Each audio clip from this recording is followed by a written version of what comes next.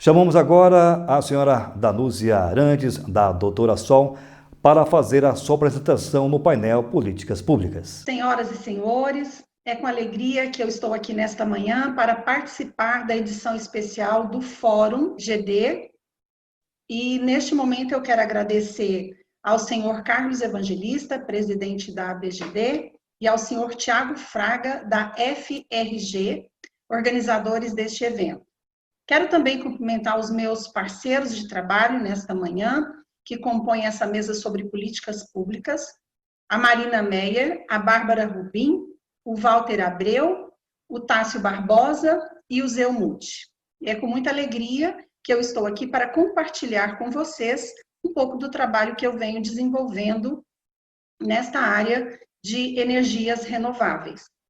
Então, é com muita alegria e muita satisfação que eu venho aqui participar com vocês, fazer parte desse grupo seleto, né, de grandes especialistas do setor de energia para discutir essa pauta de políticas públicas.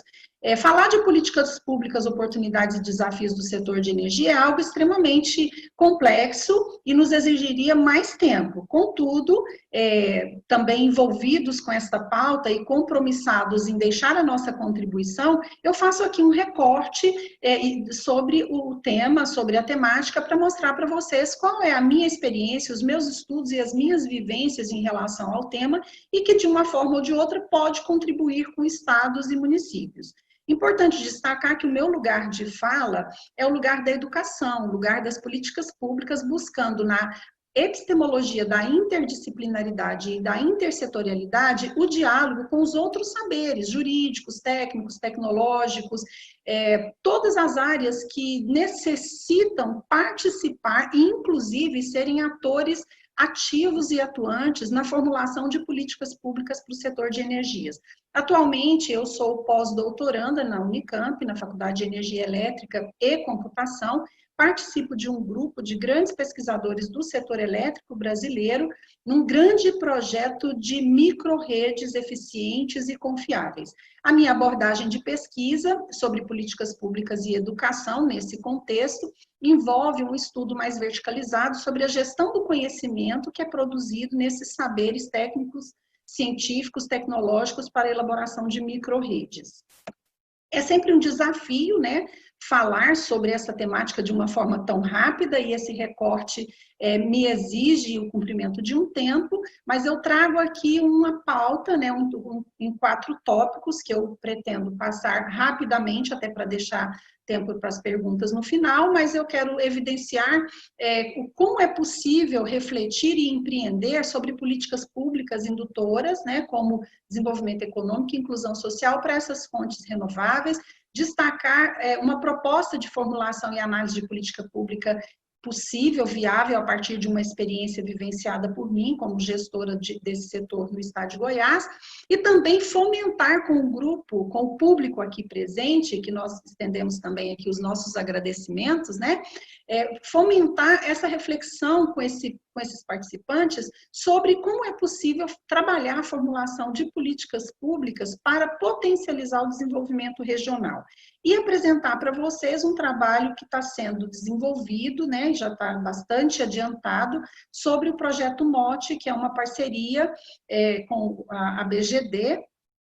para um projeto muito interessante de democratização das fontes renováveis na Amazônia. Eu quero destacar que a política pública, ou as políticas públicas do setor de energia, precisam levar em considerações o contexto e a realidade atual em que nós vivemos. Teria várias coisas importantes para colocar aqui nessa pauta. Mas eu trago nesse slide o destaque de 3 tópicos que eu considero que são muito importantes para essa ambiência, né, dessa reflexão e formulação de políticas públicas. Primeiro, por mais desafiador que seja vivenciar cotidianamente no nosso país o debate em relação a 482, né, todas as iniciativas que estão acontecendo em nosso país para a aprovação de uma lei que permita e traga mais segurança jurídica, nós temos temos hoje, sim, um marco que é a normativa 482, que nos permite, a partir dessa resolução 482 e as suas emendas direcionadas, trabalhar políticas públicas para micro e mini geração distribuída, ainda que os desafios sejam grandiosos acerca disso, mas existe um marco que nos permite startar políticas públicas reais, factíveis para estados e municípios. Essa resolução, ela foi importante para o crescimento da geração de energia proveniente das fontes renováveis, no entanto, ela ainda não proporcionou o desenvolvimento igualitário das mesmas. É necessário a vontade política dos gestores que estão inseridos nos estados e municípios encontrar os seus mecanismos de formulação e implementação, porque existe esta resolução, mas ela precisa ser trabalhada na especificidade daqueles que querem empreender políticas públicas para esse setor. E a energia solar fotovoltaica, ela se destaca, né, se destacou mundialmente em 2016, e nós que somos um país onde a nossa incidência solar é muito superior a de muitos outros países que estão lá na frente, ainda estamos aqui convivendo com as nossas dificuldades de desenvolvimento das variáveis que podem contribuir para esse processo de desenvolvimento do setor solar fotovoltaico. Então, é possível inovações em políticas públicas diante de um cenário promissor, quando nós temos o sol em abundância, recursos naturais em abundância nas diferentes fontes renováveis, mas temos também grandes entraves do ponto de vista do regulatório, dos financiamentos e das políticas que contribuam para o processo de democratização. Então, eu penso e trago aqui para vocês uma reflexão e uma contribuição que é assim: existe um grande desafio de fomentar e construir essas capacidades inovadoras como diretrizes estratégicas para essa transformação. Contudo, existe também a urgência da superação do mito da ideia para a coragem da experimentação. E neste caminho, certamente, existirão oportunidades de empreender políticas públicas inovadoras. Então, a inovação nesse setor exige de nós, enquanto gestores públicos, enquanto líderes responsáveis por alavancar projetos, processos e negócios nesse segmento, a coragem da experimentação, porque nós temos vários modelos instituídos no Brasil e temos muitas experiências para serem observadas em outros países. Contudo, a necessidade de nos organizarmos para experimentações no contexto de políticas públicas, nos seus conceitos e nas suas práticas de realização, precisa partir da vontade política daqueles que estão liderando esta pauta nos seus diferentes estados e municípios. E eu também defendo que a política de integração para a gestão das energias renováveis não tem que privilegiar uma fonte em detrimento da outra, mas é preciso levar em consideração o contexto, né, em que esse problema pode ser trabalhado, quais são as fontes, né, de energias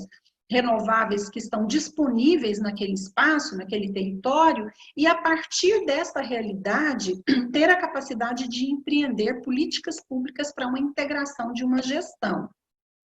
Quando nós falamos conceitualmente e metodologicamente de políticas públicas, e aí é uma pena, porque aqui realmente não tem espaço para aprofundar bases conceituais, metodológicas sobre o contexto das políticas públicas, mas eu quero aqui nesse slide apresentar para vocês por que eu gosto, defendo e trabalhei, né, com essa abordagem conceitual e metodológica de políticas públicas, que é o ciclo de políticas.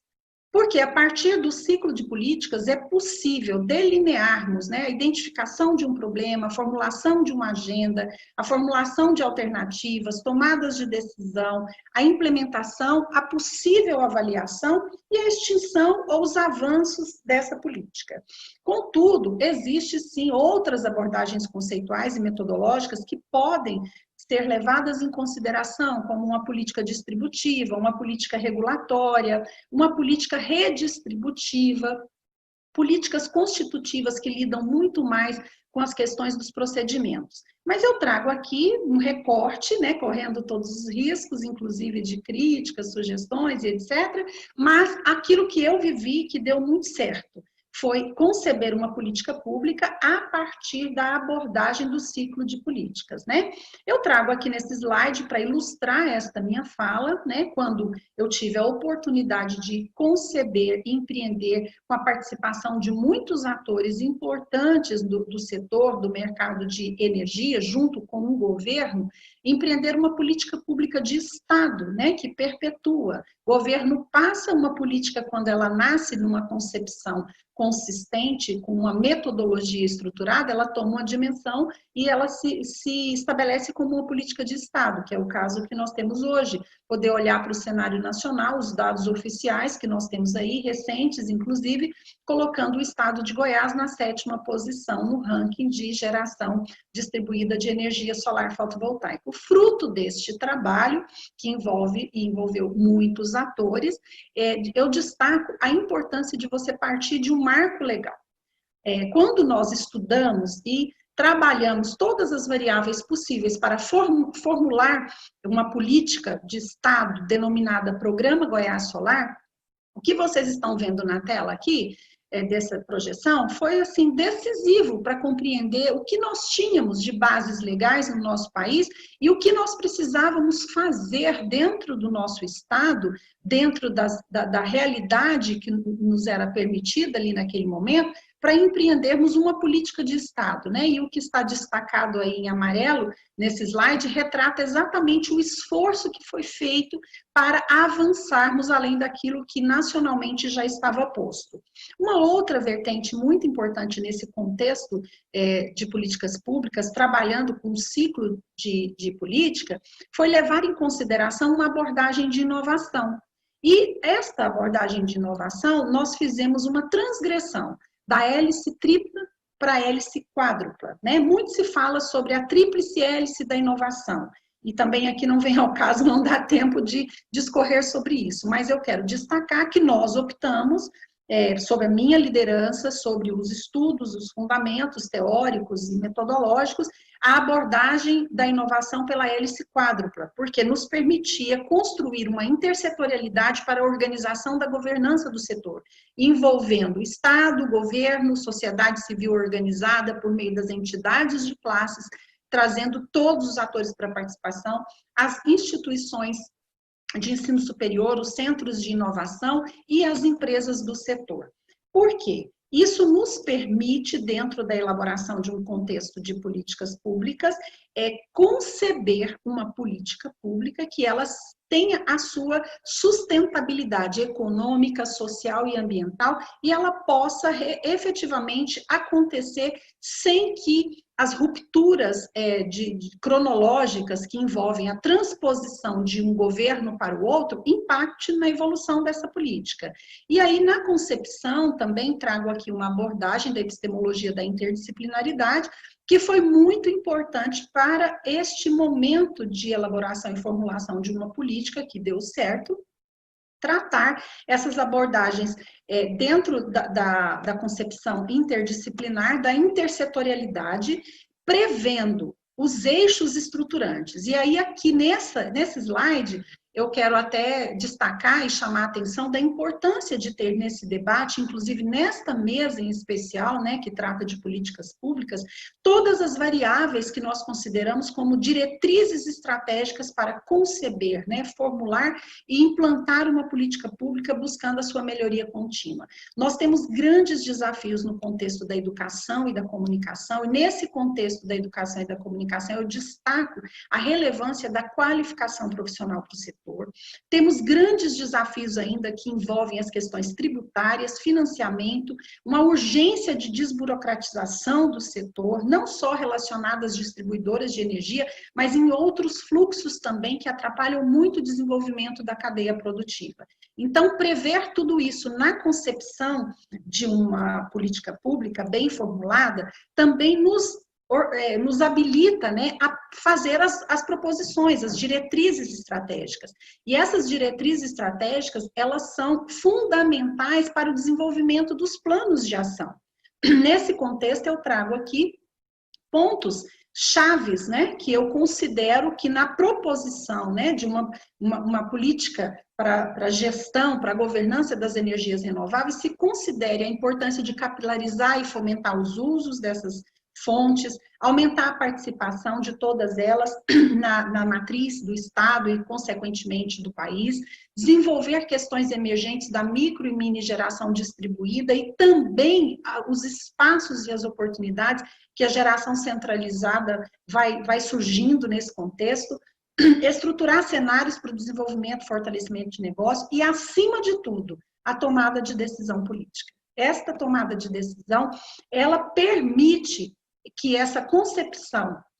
e o que essa política propõe, prevê, realmente saia do papel, do campo das ideias para a sua materialização. Outro ponto importante na formulação de uma política, seguindo o ciclo de políticas, né, como elaboração, é levar em consideração que essa abordagem, ela não pode ser uma abordagem isolada de defender o setor de energia por ele mesmo. E aqui eu trago também uma reflexão e uma contribuição que é pensar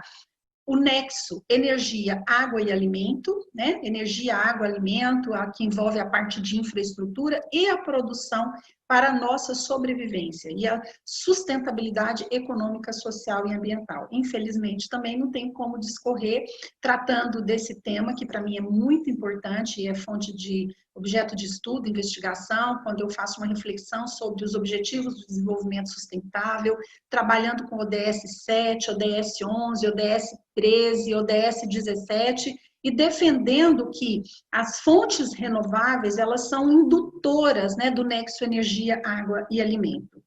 Outro aspecto importante que eu quero destacar da política é considerar que a articulação entre as secretarias, subsecretarias, cada estado tem lá o seu nome, os municípios também na sua organização da intersetorialidade para que essa governança aconteça. Destacar a importância de um desenvolvimento qualitativo que considere os ativos existentes, o meio ambiente e os passivos, e o equilíbrio disso na intersetorialidade das secretarias de governo ou de municípios envolvidas no processo, precisam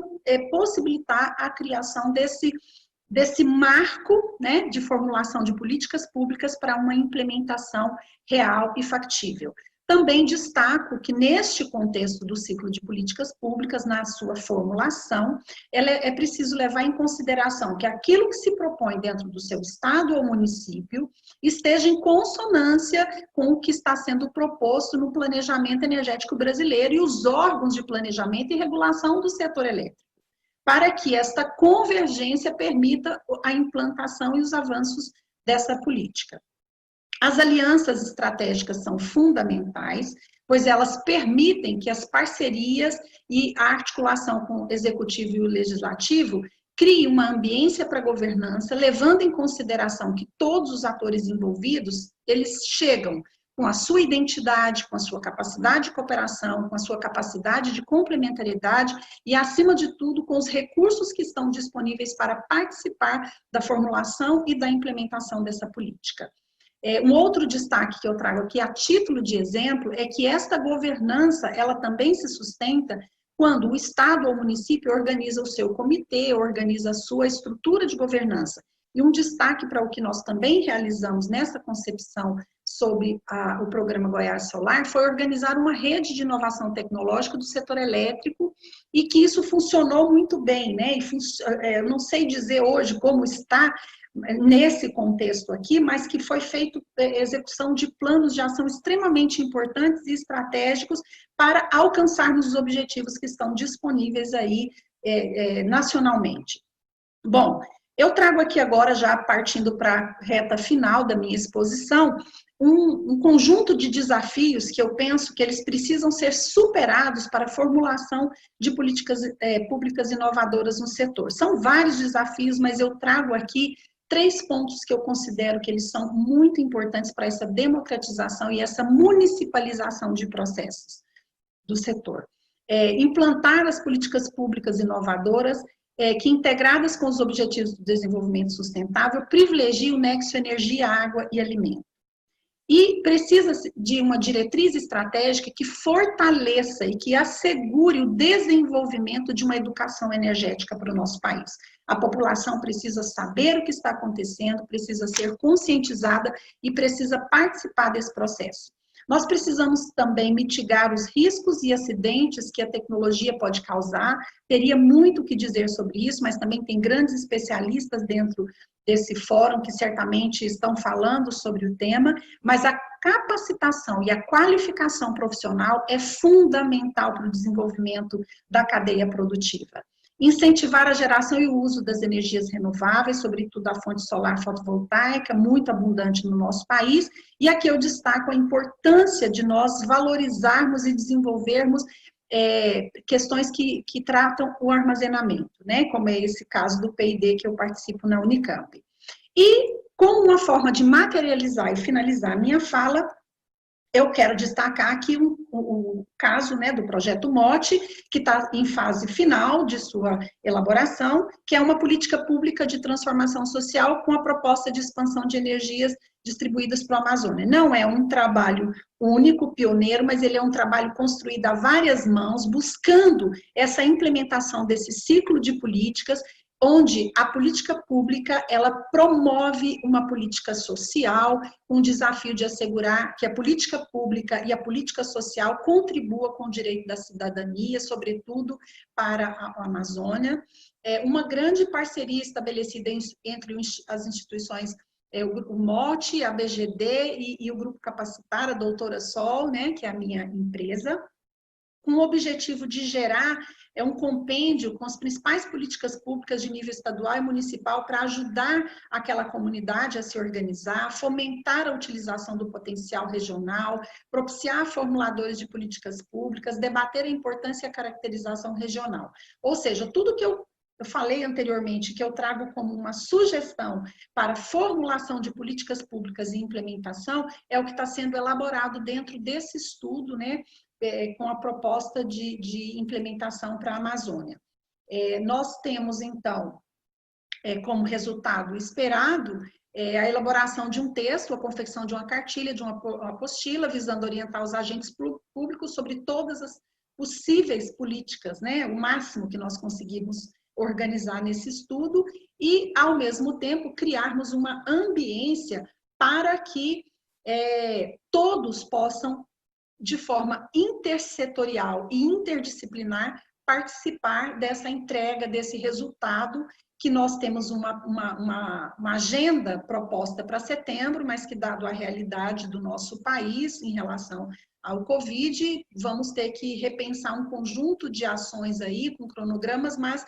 para o segundo semestre. E nós precisamos valorizar a energia renovável, né, e entender que essa energia renovável, dentro de um contexto de políticas públicas, pode sim reduzir os impactos nas mudanças climáticas e na transformação. Eu agradeço imensamente a oportunidade de falar aqui com vocês, deixo aqui os meus contatos, fico disponível para responder perguntas e finalizo dizendo a vocês: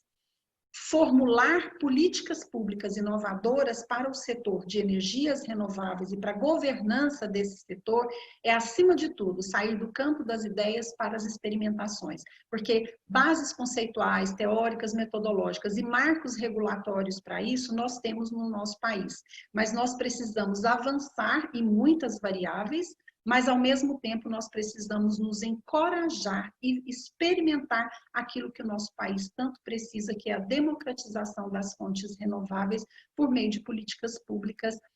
reais, factíveis. Muito obrigada. Agradecemos à senhora Danúzia Arantes, da Doutora Sol, pela sua apresentação